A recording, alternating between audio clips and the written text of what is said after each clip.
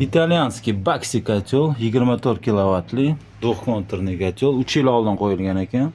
4 yil diyoring. 4 yil, 3 yil 4 yil oldin qo'yilgan. Tashqariga qo'yilgan, даже vichkalari ham qo'yilmagan. Shu ahvolda ishlagan mana shu joyda.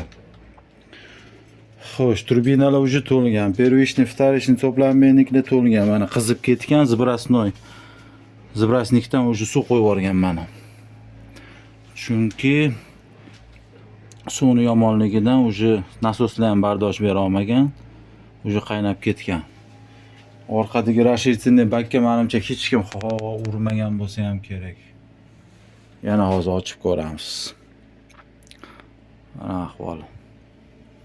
Egasi bilan kelishadigan bo'lsak, buni profilaktika qilamiz. Yangi paytdagi holatiga qaytaramiz. Yo'masam tuzatib to'g'rilab beramiz o'zini.